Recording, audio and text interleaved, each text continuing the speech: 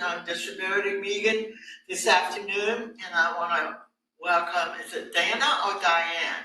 Dana, so it rhymes with the word banana, if that helps. Okay, Dana, okay. Welcome, and first order of business is for you to do a roll call. Do you have the roll call? I don't have any. And I'll take care of that today. That's going to help me out. Thank you, Matt. It'll be Dana. All right, Linda Baker. Here. Luke Barber. Here. John Chapman. Sarah Coyle. Sarah, she's here. David Forrest. Here.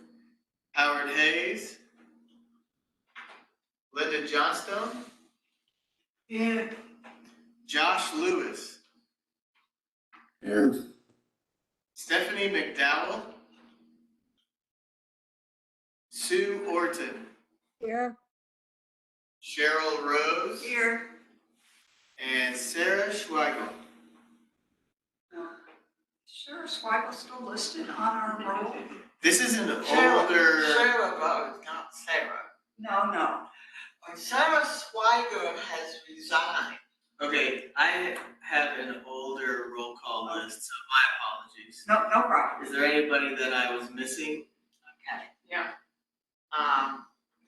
Harris. Did you contacted? Okay, Did you it's say Steve Brandon Harris. Steve Morris? Harris. Brandon is here. Morris is a new member. Oh, and Brandon Morris. Present. And Steve Harris. It's Steve Harris, yes. I'm here. So I need to know if we have a quorum. Okay.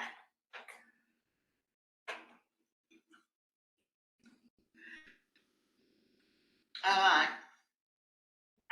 Please review the minutes, and if there's any changes to be made, please let us know.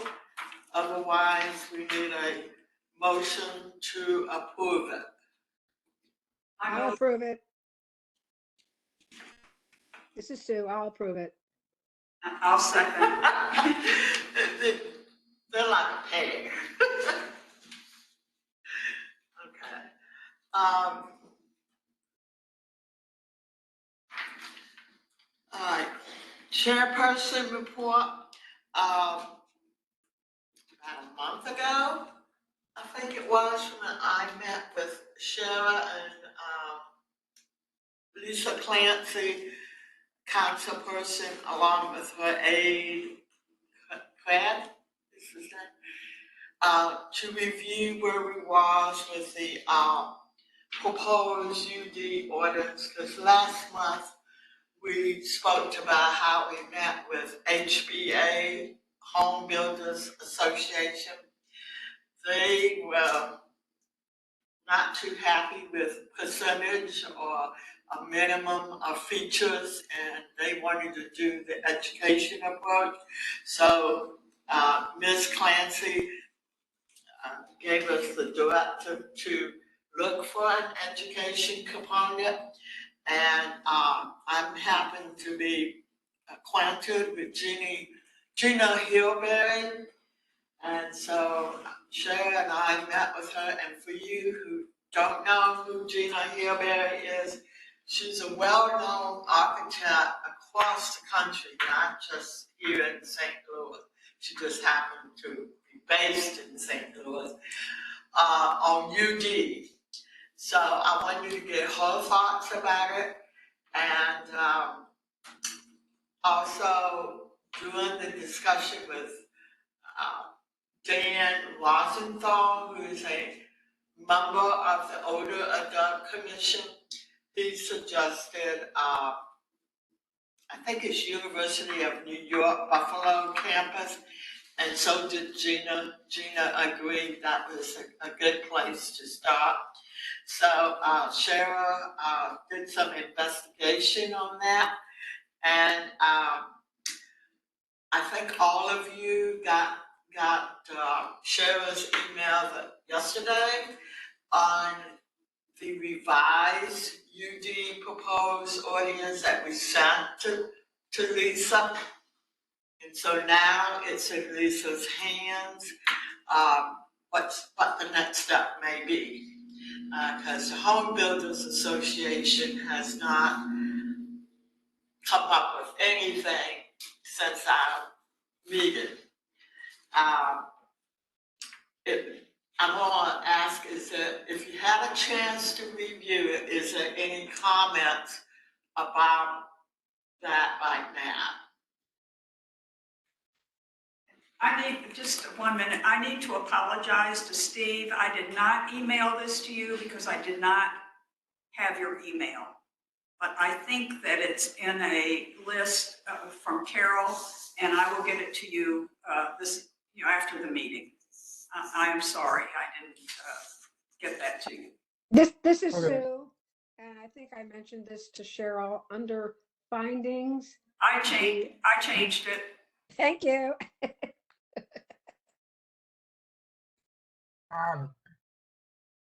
Luke has his hands up. One thing that I noticed a lot with the Home Builders Association is that they seem to be very much beat their head into the road. They very much didn't want to do anything. I have a Excuse me, little bit of. Luke, you're gonna have to speak up. We're having trouble hearing you. Can you hear me better now? Yes. Yes. So one thing that the Home Builders Association I noticed was they were very sort of argumentative, kind of beat their head into the plan as much as possible. However, I sort of feel that an educational only approach isn't going to get the end goal of housing that is accessible to the needs of the community. And so I sort of feel like we need to have at least a little bit of a mandatory requirement in terms of at least some of the more minimal standards, like no more than a certain height step near the front door that allows for a portable ramp to be added, or backing in the walls for grab bars, or sort of those more things that will allow it to be adapted later, but aren't necessarily so obvious to people that aren't really looking for those things.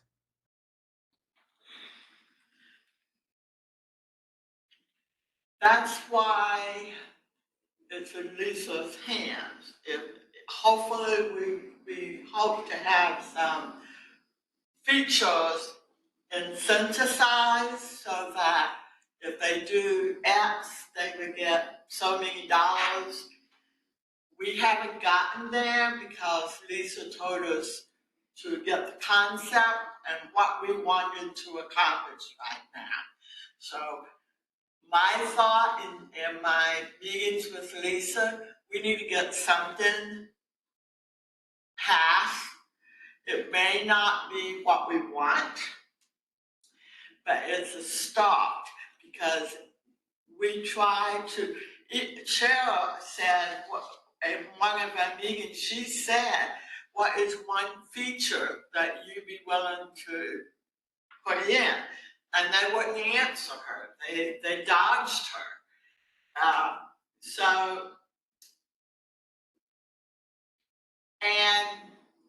So I feel that we need to get something on, and if anything, a resolution that we have could be the step up, that we utilize what we have in the resolution as part of the audience, and it will go to private funding as well as public funding. So it's up to Lisa and her committee if they decide they have enough vote. We may have every opinion, every feature that we want. But the key thing is, it's up to the council if they want to follow through this and they vote for it or not. Yeah, that was the point I was gonna make.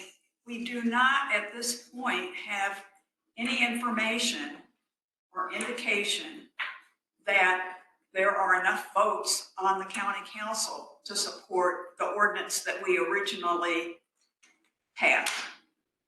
And if that's the case, this may be the best that we can get right now. And we have sort of indicated to the home builders in our meeting that, you know, we're gonna be looking at the how many houses get built using this method. And if it's not what we think is sufficient, then the commission can come back and ask for, you know, something stronger. I know that's a long process. It's not what we want. It's just the feeling that we get from what we've dealt with in the council What's going on with the screen? is might be the best start that we can get. And that's correct. And I want to add that once that, if this gets passed, the education component,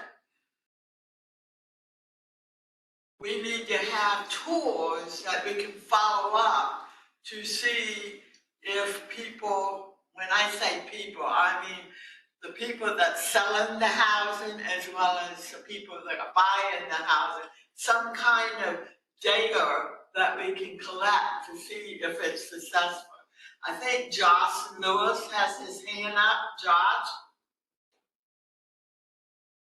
I noticed that in the education component, there is an opportunity to sort of teach HBA personnel or say, real estate personnel on the benefits of universal design or to advocate for universal design parameters. And that there would be some kind of teaching class where someone would have to teach the class and there would be training for that person to teach the class. Would those persons come from the commission? Would it come from people like at Paraquad, SDI? Who? Okay, We have, if you read the document that Cheryl sent, University of New York in Buffalo has a program they've used all over the country to educate not only home builders or what they call, Sue calls them builders representative. It could be a real estate agent. It could be the home builder. I don't know, the developer. They will not only be educated about it, but they will educate buyers, and there will be a signed off of agreement from the buyer that they receive this information from them. And the buyer can make the option of whether they want to utilize UD in their new homes. So we hope, and we hope that it comes from University of New York, Buffalo, and that the Home Builders Association will help pay for the fee, as well as Gina Hillberry, because it would be a shame not to utilize Gina, who lives in our backyard per se, because she's a wealth of information on this. So no, it won't be local people. I'm saying that now. It might change, but right now we're aiming for the recommendation that Dan Rossenthal from Aging Commission and Gina Hilberry both agreed that University of New York and Buffalo has a program and they can customize that program to St. Louis County. Yeah, I talked with the guy from the University of Buffalo, and there are many possibilities in terms of training that they can do, and it would be customized specifically to our features. Because what they have is not customized to what they have already in place. It could be online training followed by a test and a certificate. It could be in-person training. It could be training that they hold twice a year by Zoom. It could be a number of different features. I mean, these are things that once we get some kind of go-ahead from the county council to explore. What I put in here was what I thought might be the easiest, and that was an online training that, so every single sales representative, if they're new, they take it right away, whatever, and, that we have some, way to know that they did it with a certificate, and that they would have to present that certificate when they apply for their building permit to show that that person has been trained. But it could take a lot of different forms. There's just a lot of possibilities. Right, so Did that answer your question, Josh, or? Yeah, I was just curious as to if, yeah, it did. Okay. I have a couple of other things that I'd like to add. Dan Rosenthal from the Older Adult Commission, and replying to, Linda asked me to send this to him, I did. He asked, why are we restricting ourselves to unincorporated St. Louis County? Why not the whole county? And I told him that it was our understanding that this ordinance could only cover unincorporated St. Louis County because the other municipalities all have their own building codes. But I did raise that to Lisa and ask her told her that if it's possible for it to apply to the whole county, that we definitely want it to apply to the whole county. Seems like there was something else. Oh, and he also questioned some of the criteria that we had under the publicly funded projects. And I have taken what we already have in our resolution and put it into here. I just thought that it might be more confusing for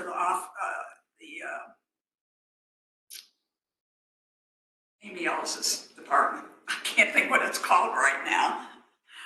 Community housing. Yeah, Office of Community Development. I thought it might be more confusing for them and for the contractors and builders that they've been working with for years to change those criteria. But if people think that it's important to do that, we certainly can. These criteria are actually obviously more than than what we're requiring, than the mandatory to offer upgrades for the privately funded. But that's the reason for that, in case anybody should wonder why there's a difference between these two.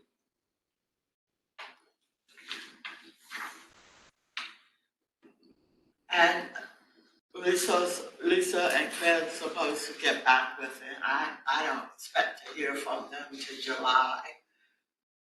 So Anybody else have any questions or comments or I things kind that of maybe worry. we can look at, other things that maybe we need to look into or research? Luke has his hand up. Oh, yes, he does. So Cheryl, if I understand this correctly, we're using sort of the framework of the resolution that's already on the books for the publicly funded projects. for some of it. I'm sorry. We're having Say a that different again. criteria for the privately funded, is that correct? The publicly funded criteria are what's in the resolution that was passed on years ago. Years ago, Okay. 25 years. I didn't change any of that in here. And then the publicly funded, and then the privately funded is the separate educational piece, right? Right, the publicly funded things are the things that that our task force came up with. Okay, to clarify, what she did is use that public piece, and some of that did go into private funding. Right, but basically the private funding is what Josh and Luke and Sue and I came up with in our task force. Right, we just use that as a framework. But the big piece is that we want New York University Buffalo campus to be the big piece for the education component. Did that answer your question, Luke? Yeah, I thought that that's what I was reading it correctly, and I wanted to make sure that that was kind of the case so that the other commission members kind of understood kind of what was going on there. Okay. You got it. So it's in Lisa's hands now. If you want to reach out to your council person, that's up to you. If you want to reach out and let them know that this commission has been working on a UD proposal, and Lisa, being the chair of the Disabled Committee of the Council, is responsible in sponsoring this bill if she so chooses to do so. If you want to contact your own council person, that's really up to you. But just make sure that we all saying the same message. I realize there's a lot of people on this commission are disappointed, but we have worked long and hard, the task force has, for the last 3 years on this. And in my experience working with state legislation, it's never what you want it to be. So it's always make sure that you got something and start with that and build up. So that's where we at now, is to build up, to get this in. Because what we want to get this in their radar. That every time they turn around, they have to talk about UD, and they have to think about, is it possible to build UD?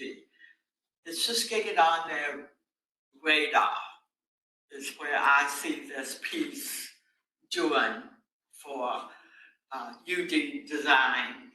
I'm kind of repeating here, universal design for the whole county. And it's up to Lisa if she feels that she can get this bill passed, and whether it will be for the whole county versus incorporated area. As earlier, we were told not to touch the municipality because, like Cheryl said, they have their own building code. So, any final comment, and we need to move on. Another thing that I've been kind of hinted at by some of the municipalities near me is that if we are able to get certain things passed county-wise, some municipalities might try to copycat some of this language and legislation down the line. No guarantee, but that's just something to think about as well. Well, I really hope that if this passes, that we can find people with disabilities in every municipality to go to their city council and begin advocating for it. I think that is, I guess it's a little bit beyond our scope as a commission, but I think that that is something that all of us would want to, try to be involved in to get our council people, to get municipalities. You can advocate for yourself in the different municipalities. I remember, I don't know what I was advocating for, but when Matt Stoploff was the chair, he had me go to different municipalities to talk about something that's completely lost what I talked about, but I remember going to different municipalities. So it can be done, but right now you're jumping ahead of yourself. It's just work on the county piece. And if you want to talk to your county council about it, that's up to you. But make sure we're on the same language. You might say, yeah, I want 5% features in bill. That's not what is in here right now. We're not talking about percentage. We're talking about getting on their radar by educating them more, and hopefully, if the county council agree to have some incentives, if they build UD features, they would get some dollars in return. So we'll see. That's where we at. Josh, I think, had his hand up. Josh, do you have a comment? Yeah, but you already addressed it, so that's okay. Okay. This is Sue, and I just want to add something to the conversation in that I think that once we develop a really, if the council agrees that we're going to use this kind of a format and we develop a really strong educational component, that it's going to catch on to other municipalities. I mean, this is really not a dictatorship of what items should be there. It's really educating the public that there's universal design options available. The other thing is the data collection. I think that once we see, after the educational component has been, in place, how many buyers actually, purchase these items and live comfortably with them. And maybe we can get some sort of feedback from them that we can use for promotional purposes. But I think the data collection is going to be really important, and maybe that it'll be a stepping stone to making it a little stronger. That's all. Thank you, There's a Sue. couple hands up. Where's your hands up? Brandon has his hand up and Steve has his hand up. Steve Harris. Yes, I just wanted to make a comment.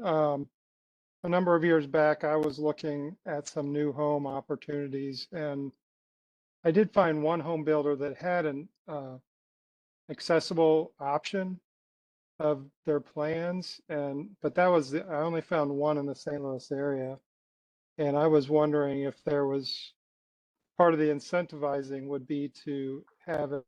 They don't have to put. They could at least have an option of an ADA type house in their plans. Would be something we could move towards as well. Just an idea. Not a. Do you know the name of the home builder? Because right now we've talked to Matt Bride, Fisher, and Console. I would have to. I don't. It's been 3 or 4 years now, but It's they Concert were Homes that building. have, Concert Homes has a plan for universal design.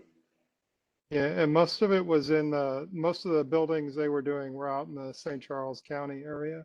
St. Charles and But Wildwood. yeah, so that's probably who it was, and Yeah, they did have a plan I on helped their them develop website. that plan.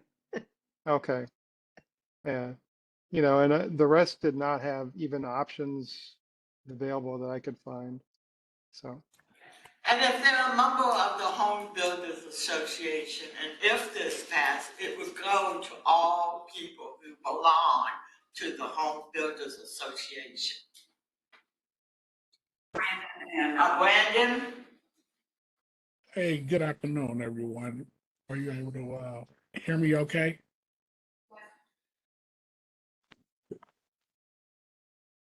Yes.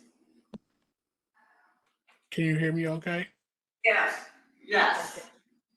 Hey, I really have a general question, and my question is regarding the challenges that we're facing, and I wanted to know if there are any counties nearby or states that has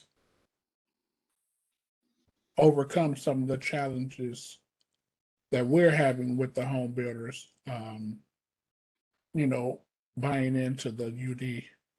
And if there are, can we identify those counties or states who have passed it and just see what did they do to finally break through to the home um, The, owners I don't, association? I don't know of any states. There seems like there's a county, there's some cities. Most of the cities that I talk to, their ordinances have been in place for years. One have been in place for years, and they only cover maybe 2 or 3 features. They're not very extensive. One, the city, oh gosh, I should remember. There was a city, maybe it's a county. Bolingbrook. No, but somebody took it to court. I mean, the home builders took it to court, and the court upheld the ordinance. Like I said, the ordinance was not very extensive. And it happened years ago. I don't even know if there are people in place who were involved at the time. The city of Bolingbrook, what they did, their count, I guess the home builders did object to their ordinance, and the city council asked them to voluntarily do UD, the criteria that they asked for, which was only maybe 3 or 4 criteria, and for a 4-year period. And some of the home builders did voluntarily do that, and they determined that it wasn't a big deal, that people liked it, it didn't cost that much. And so at that point, then the county council passed. And we need the backing of the county council here. So this could be a stepping stone to that, Brandon, of a period of time to try this mandatory voluntary thing and see how it goes, and then evaluate what we've learned and what has happened, and approach the county council again. There's probably be a different county council. It may be a different commission, but the possibility exists. But that's a good question. Well, I heard Sue mention data, and when you have data and you have metrics and numbers, that that often speaks volumes. And if that's something that we can gather and show the benefits in real time, in real time, that may be another stepping stone towards, as you mentioned, moving the needle a little bit. Yeah. Well, the checklist that the builders have to present to the home buyer and to offer them the features. So they have to sign off on it, and the home builder has to sign off on it, and they have to present that checklist to the county before a building permit can be issued or occupancy permit can be issued. So we will have that data will exist. Now, how that will be compiled, who will compile it, haven't established that yet. But those checklists will say what features were offered, what features were accepted. So we will have, and that'll be on every home and on built in unincorporated St. Louis County. All right. Well, thanks for addressing that question. And Cheryl, this is Sue, and I would imagine that that checklist would become part of the contract that the builder's representative and the builder has with the buyer. Right, but we're not going to have access to the contract, but we will have access to the checklist. Correct. Not there yet. Again, you kind of jump in. Eventually, we'll figure out how that data is going to collect. Yes, I agree. So, no, we won't have access to the contract, but we have a separate form that's like a agreement. I heard about UD. Well, I've got the state of California has a sample checklist. I mean, they list like 100 features. We're not doing that, but I mean, we can use that as a sample. I'll work on that. Luke has his hand up. Linda, Luke. Because I'm looking for housing in sort of the West County portion of St. Louis County. Just kind of at the current market. One of the things that has really been problematic is just the number of stairs into homes. Wait, we can't hear you. Luke, get closer to your mic. Can you hear me better now? Okay. Articulate and speak clearly, please. So one of the issues that I found in searching for homes is that many of the homes have these big staircases leading into the front house. There's not many ranches near the areas that I'm searching, and that's just the current housing market. They're doing lots of tear downs left and right, and so I sort of feel that an educational only approach isn't going to be successful, but I feel like if we can kind of say one step into a home that's maybe 4 to 6 inches or 4 to 8 inches or something like that, that's kind of regulate kind of the entryway, focus on sort of those minimal. I know it's not what we want, but I feel like if we don't regulate anything, homes aren't going to be accessible. Okay, Luke and everybody, I advise you to read that document that Cheryl sent out, because it states in that document, if we can get incentives, that we either have 0-step entry or 1 or 2-step entry that can be ramped. So, yes, we know that there's a dire need for accessible housing. So I encourage you to read the document carefully. And right now, we're not going to change anything because it's in Lisa's hands right now. So we know all the obstacles and we have discussed them for the past 3 years. So I want to move on, and it's on Lisa's hands right now. And like I said, if you want to speak to your own council person, that you encourage this education component, because it's only the first step. It's not going to be, we can always, just like any other bill that becomes a law, you can amend it, you can change it. So that's where we're at now. We've got something drafted. Hopefully it will be passed by the council.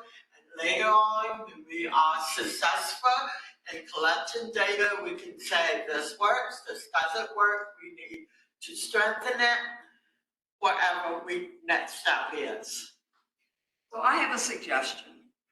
I do not have a problem with contacting Lisa and letting her know that there is some unhappiness about not having some required features. And just letting her know that. And, you know, if she gets the sense that the council will support something like that, then she can move forward. Matt, are you taking the minutes? Yes, I am. My suggestion is when you finish the minutes, to send her the minutes, but highlight that for CC to me and Sharon, that you're sending it to Lisa, that we want her to be aware of. Well, she doesn't need the whole Document. minutes, does she? Do you think? Not the whole thing, just to highlight this discussion. Okay. Not, she doesn't need the whole, just this piece, under chairperson report, Okay. that we had this discussion. And I think Luke isn't the, you know, I just need to go in the minutes, but I don't think Luke is the only person that feels that way. He just may be the only No, person voicing it right now. And his minutes, and before you send your minutes, usually what Carol did was let me review the minutes and I say yay and nay. So let me review the minutes and the piece under the chairperson report into her. And I can let her know that I'm sending this piece to her that because the commission members are concerned about is not that Having mandatory features. like, yeah. Let her know it's in her lap. Okay.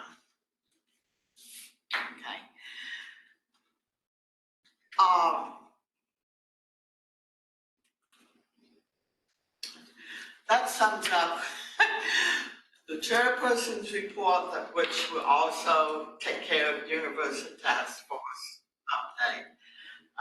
So let's move on to the ADA coordinator report.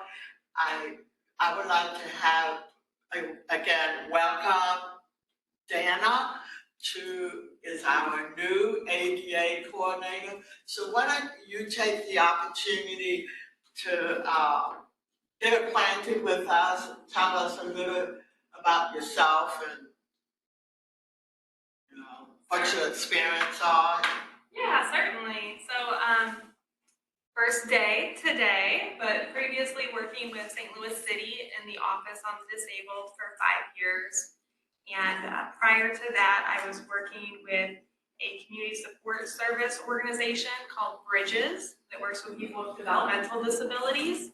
And I was a coordinator for their services for people living in St. Louis County, getting part-time supports. And prior to that, I was educated at the St. Louis Community College, Florissant Valley, for a sign language training program. So I have some experience with American Sign Language as well. Wonderful. Okay. Why don't you tell us a little bit about your experience in the city? Like, what did What'd you do there? What was your job task? Yeah, that office performs all the same functions that I think for the county, the ADA coordinator performs. And so it's all of it's Title I obligations, which is employment. So the employees of St. Louis City with disabilities, making sure that as they needed job accommodations, that was happening for them. And then Title II of the ADA is dealing with just making services, everything accessible for everyone, the general public. And so just doing all of the functions involved with that. In the city, we have a disabled parking program, and I oversaw that program and managed everything with it. We scheduled all the sign language interpreters and just really did anything that was needed in order to make sure that people had the modifications that they needed.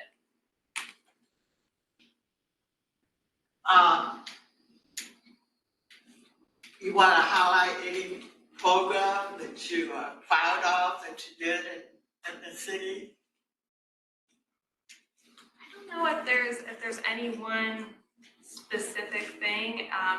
the things that come through the office were so incredibly varied because accessibility and the ADA really is part of every single function of government.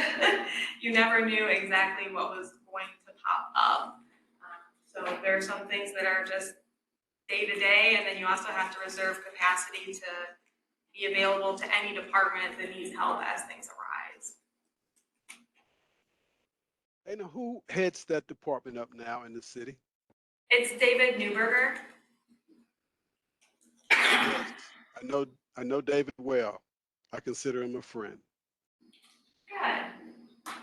So I'd just like to say welcome to, and you certainly have big shoes to fill, but I know from David Newberger and Andrew Lackey that you can do it. So Thank So you. welcome. I appreciate that vote of confidence. I too know David and Andrew. I don't know if I'm currently or not, I have been on the advisory council for the city. So welcome. And will you be reporting to Matt, or how is that going? Okay. Yes. And I'll do, it sounds like I'm doing the minutes next time, so I'll make sure he shows me how that goes. I'm really excited to meet all of you, and just to reverse that question, can I ask you, is there anything that the commission has worked on in these past couple of years that you're really proud of?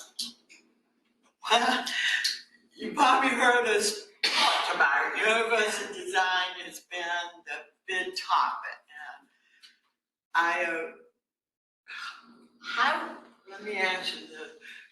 Would Dana have access to all the documents that pertain to the commission? Yes, everything that Carol Flood has kept on her files will transition over, and she'll have full access to everything. Okay. The two documents first, the proposed UD ordinance that we passed as a commission, as this commission, and then we presented it to Lisa. And as you heard, it got changed. So lately, we had that meeting with Lisa and Chair. Chair has been I appointed Chair as the chair of the UD task force. So Chair just recently put another document together. I don't think she shared it with you, but she can forward, or you have. Okay. So I will look at those two documents. That's where we spent most of our time in. We do have public comment, and public comment, different people have come with all kinds of issues.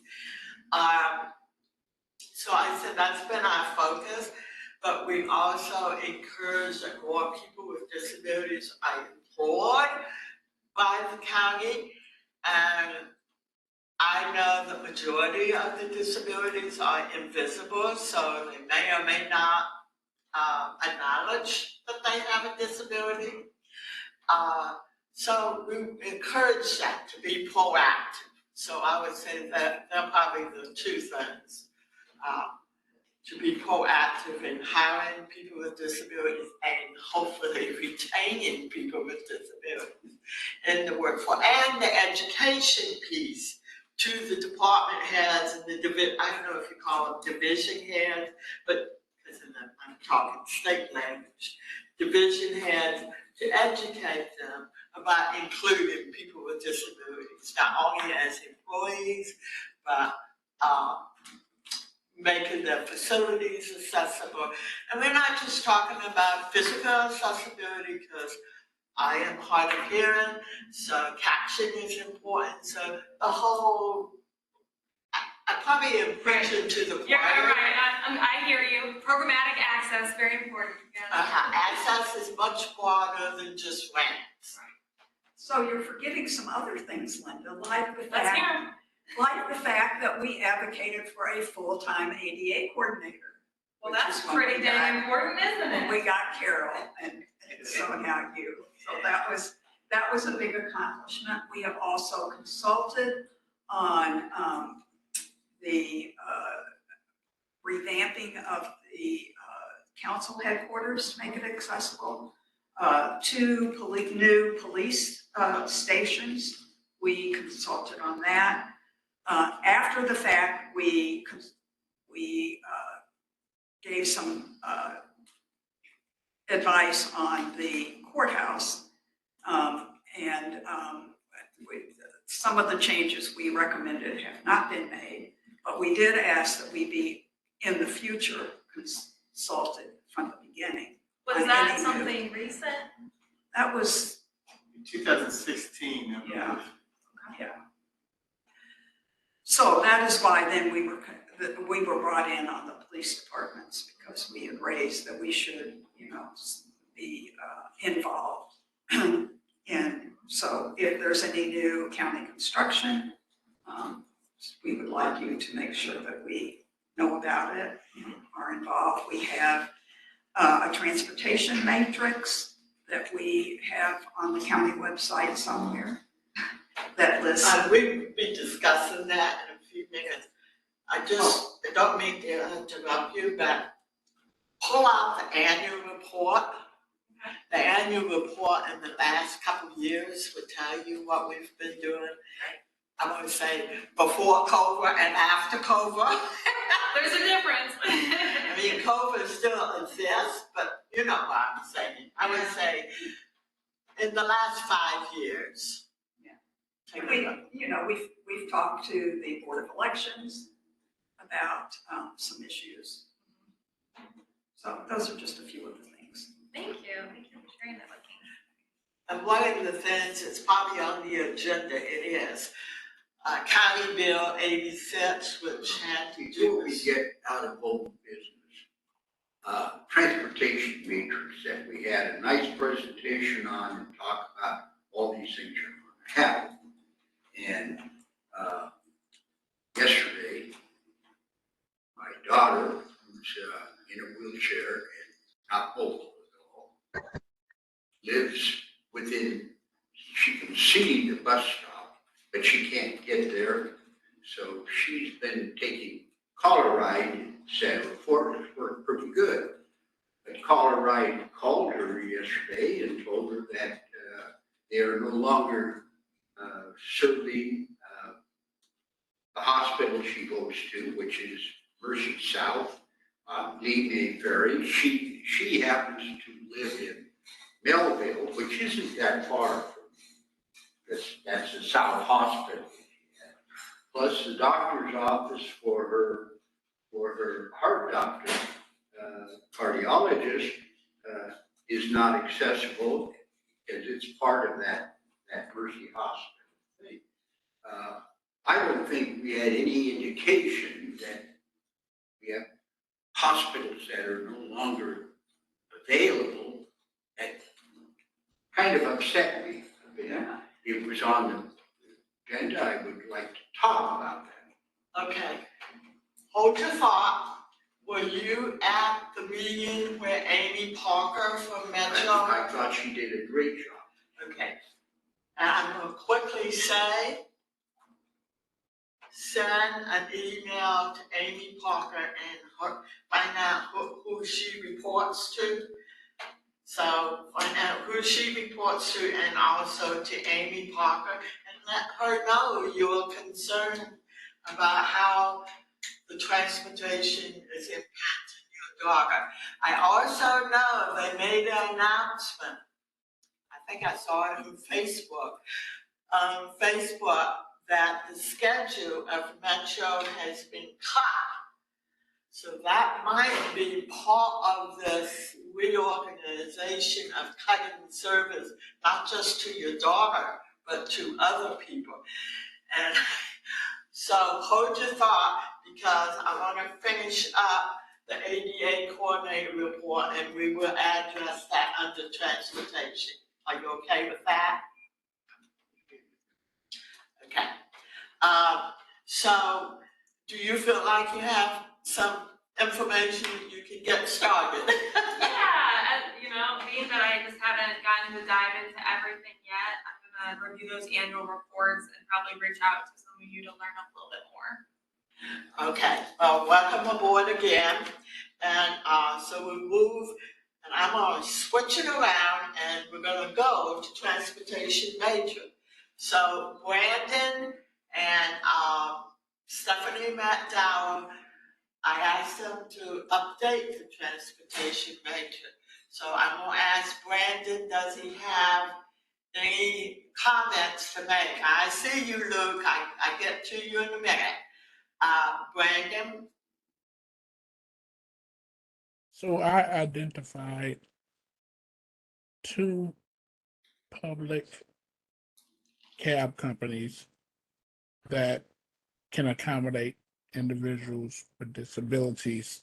Um, we've heard the challenges with Metro and Caller Ride. And as Amy said during that meeting, primarily it's as a result of not having the staff. And that's a challenge that you see across the board with things. But particularly when I reviewed the matrix, I identified two cab companies who said that they currently accommodate individuals with disabilities, and they also had wheelchair accessible vehicles. So beyond beyond that, I think everything on the transportation matrix is pretty up to date. I don't know if Stephanie, if she had any additional with her research, if she found anything extra, but that's what I noticed. Two cab companies within the St. Louis area that provides transportation for those with disabilities. Now that we have Dana on board, please give Dana those two cab companies' names so they can be placed in the transportation matrix. The transportation matrix is on the website.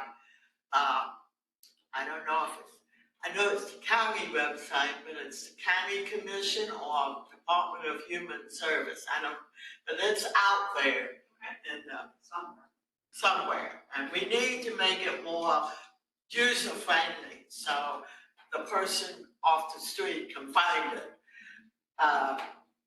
So, and Brandon, is there any comments that you want to say in regard to what David is dealing with his daughter who no longer can be serviced?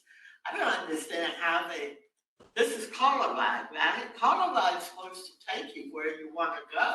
But they cut Except their that service you have to have area. access to, in certain bus stops, so close to it, in the area. It just shocked me that Mercy South wouldn't be accessible for people that live in Melville. So are they saying she lives too close to a bus stop and so she should take the bus? Is that what they're saying? No, she hasn't been able to get to the bus stop because it's up a pretty steep hill. Oh, And it doesn't work for her, so she's been using Caller Ride, which is a Metro. So she's qualified for Colorado because the bus stop is not accessible to her. Okay. Can she use the small minivans I'm that? sure she could, but Caller Ride's been taking her for some time, and all of a sudden they stop in that area, seems to me to be. Is the hospital Now, I outside? understand it is not cheap. She isn't, these aren't a job where she has to go to, and it's during the week. This is, these are just doctor appointments and things within the week. They're not on the weekend. And it just shocked me that it wasn't. Are they saying that her house is now outside the area, or are they saying the hospital is outside their new area? They say the hospital is outside of their area. Oh, okay. Which still to me is odd, but I would say get in contact with Amy Parker and make sure you CC to whoever she reports to. I don't know who she reports to. And bring it to attention. I don't know what she could do, but I do know there's been publicity about they're cutting their service. Well, they did cut service quite a bit south going into Arnold and Jeffco and that area, but she's in St. Louis County. She's right on Coke Road, for the Veterans Hospital. Near Jefferson Barracks, you mean? Yes. I can't believe they put a hospital outside the area. That doesn't. I will bring it to Amy's attention. I would, because Cheryl and Linda, I can give you a little bit update too. Part of the issue is that 1/4 mile radius type thing beyond existing bus stops. Every quarter, Metro reviews their schedules, their bus stops and stuff. And so every time they cut routes, they end up having to cut that radius because it's no longer there. But I did find out something else. For non-emergency medical transit, United Way is now picking up more of the slack that Metro is unable to do. And so that is something that I have heard through the grapevine. That's good information, Luke. Thank you. Thank you. I appreciate that. So David, I would still follow up with Amy saying, I understand that United Way is picking up the slack for non-emergency medical appointments. They happen to have dollars, that's why United Way. well, I just call United Way directly. But who we should talk to? Well, they got that 211 number. But they I want to be more specific. It looks like that medical center is serviced by a number 46 bus line, so if it is serviced by a bus line, I don't know why it wouldn't be available for paratransit users. Hey guys, this is Howard. Give me a second. The reason I was late, I was in a meeting with the president of the United Way. So if you send me some information, I'll send it directly to Michelle. Got that, David? Thank you. See, we're getting somewhere. So you know what steps you need to take? Yeah. Well, I'm 82, the problem is I'm not really I can't hear, so I had problems. Okay, but with we gave the but, caption. Yeah, I got the captions here. My daughter is 55. She's a spina bifida. Okay. A whole bunch of problems with her, and Okay, first step is to contact Amy. Second step, once we get the information from Mr. Hayes, he's going to tell us who we can contact in United Way. So you got two people, two possible contacts that you can follow up with your issue with your daughter. I was just shocked that we went through the thing and made the changes. The changes didn't affect her at that time, where she was going. And then she calls me in the middle of the week and says that the driver informed her that they could no longer pick her up and take her to. Yeah, I would contact Amy Parker, because maybe what the driver said isn't correct. I mean, you don't know. So I would get it from the horse's mouth. But the driver may be a misinformed. It's like the trickle effect. You need to go up and then. So the driver is in the bottom of the line. So I don't know, the consumer seems to be in the bottom of the line. Yeah, that's well, that too, and that's why the consumer needs to talk to the top. So, okay. Thank you for your information, Brandon and Luke, about transportation, and Mr. Hayes. And, David, I hope you get your situation, resolved. So now let's jump to Odor Commission update. Sue Orton.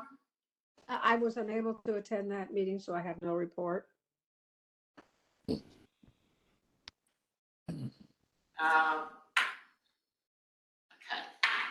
Is there anybody else that attended?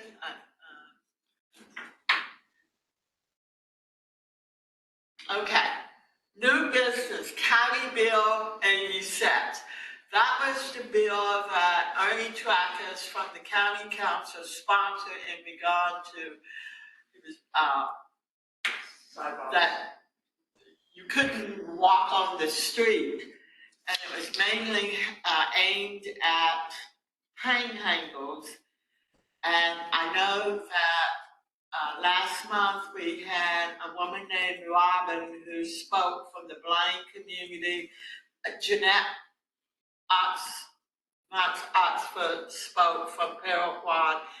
And I sent an email not only to Ernie Trackers, but to Shalonda Webb and to Lisa Clancy about my opposition to this bill. And then Mr. Trackers decided to revise the bill, and then the following week it got signed, and then it got passed by the county council, and it went to the county executive, and Dr. Page vetoed it. So, Luke, is there anything you want to add to that? Yeah. Also, in talking with, Come closer to your mic. can you hear me now?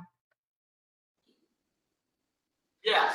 But In talking with Carol and David and Andrew and some others, there was a potential sort of legal gray area in regards to ADA and some of the public access rules regarding sidewalks and things too, especially if there's not alternative routes, and the fact that they were trying to deny the opportunity to be in the shoulder even of the roads. Some people with disabilities might not have the mobility, or their chairs might have the exact turn and radius type things for them to be able to really move crazy far distance or do the crazy turns to turn around as originally intended in that bill. And so oftentimes when people with disabilities end up at a street closure or road closure, kind of the sidewalk closures, they're often forced to find alternative ways, but they can't often just turn around and go on the other side of the street as originally intended. And so there was legal gray area about whether or not this actually would prevented people from being able to get to businesses, get to governmental buildings, get to where they needed to get to. So I had an interesting experience because Andrew and I are on the board of another organization, and we were going to a meeting, and he, of course, was driving in his chair. I saw him going around on the sidewalk. I couldn't figure out what was going on, but it turned out that the sidewalk was blocked, and there was no way for him to get there other than going in the street.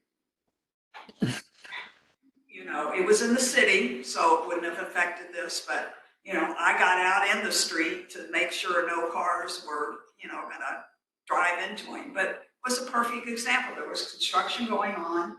There was no way for him to get where we needed to go other than going in the street. So I'm glad the bill was vetoed. yes, and I'm thankful for that, because in my email I live between Baptist Church Road and Lavinia Drive, and neither one of them really have sidewalks. So able-bodied people are walking on the street. And I'm actually, I saw a guy for the first time. He was pushing himself in a wheelchair. Now, from my condo villa and the one next to me, we have a little bit of a sidewalk. So you got on the sidewalk, but the rest of it is street, a road. So I actually specifically told him about and there's no crosswalks. There's no crosswalks till you get to Lindbergh. So there are a lot of roads, main roads. I'm not even talking about residential street because where I live and the whole subdivision that's cost me, they don't have sidewalks. You walk on the street. So even subdivisions don't have sidewalks. Yes, there's less traffic there, but the big two main that I live, well, Tesside Ferry, Lavinia Drive, Baptist Church Road, there's no sidewalk.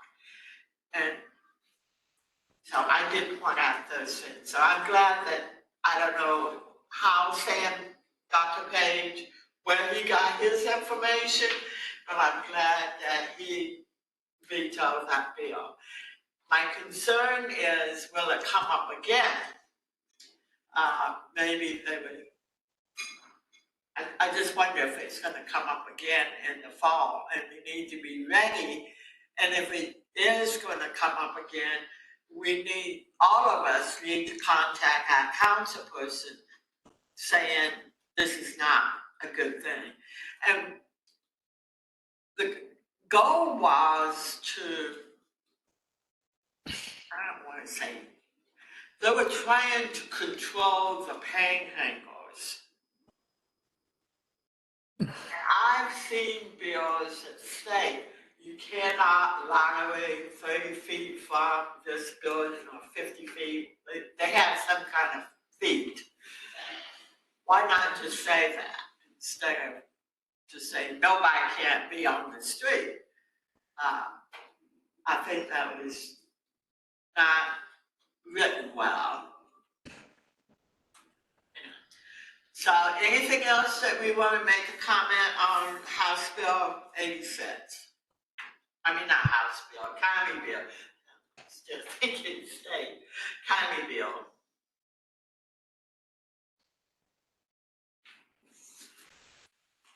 I don't see any hands or any motion.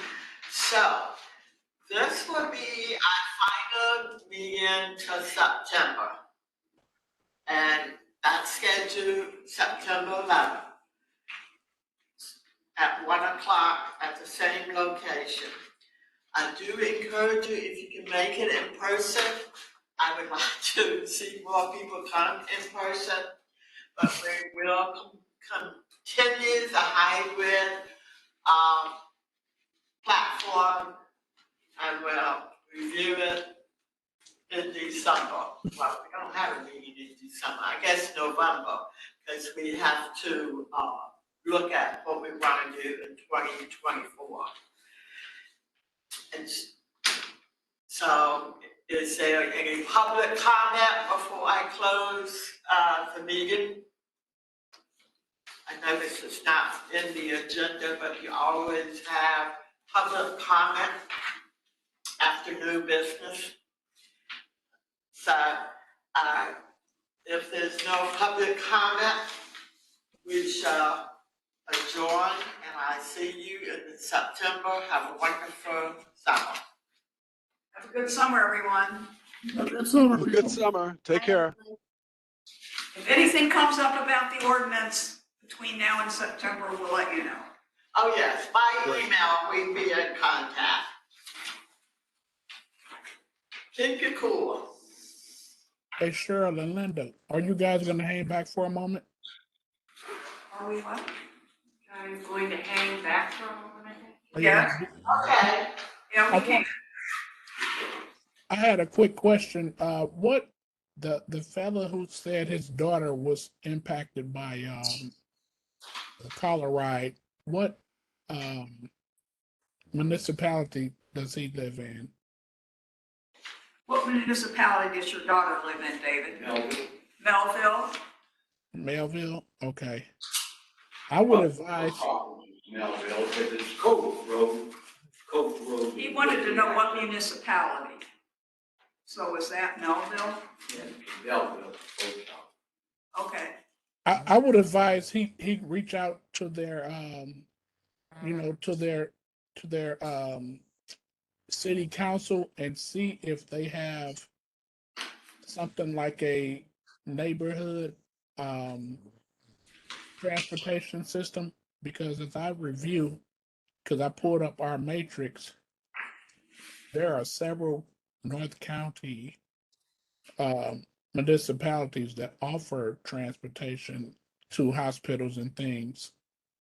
But He's in that's South County. I His know. daughter's in South County. Yep, and that's why I was wondering if he was to reach out to Melville to see if they have anything similar to Bell Fountain or Berkeley or University City, St. Anne, etc. Because that might be an alternative option for his Well, daughter to get to the hospital. I will talk to her about it. She's pretty much her own girl. Okay. Yeah. Okay, and you can relay the information, and she can call Amy too, and she can call Amy too. I did go over Amy's presentation notes, went through it, the whole thing. I thought it was a good presentation, and I said, it may affect you, and she says, she talked to people, and it was not supposed to affect them where they were because they were so close to a bus stop. Any place the bus went, she was supposed to be able to go. It's the same cost as the bus. Well, I think you got some channels to, resources to explore, like Amy Parker and. She needs to have a United Way. budget for it. Well, let us know what happens, what you find out. The ramps, okay, Because I'll let you somebody else may, have to look up there and see what you said. Okay. But, somebody else might ask that question, so then we'll all know what you found out. Fine. And Brandon, thank you for your information. All right.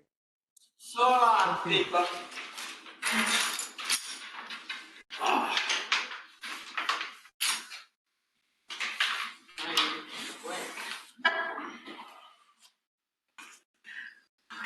Nice to meet you, David. Take care. Thank you. Thank you.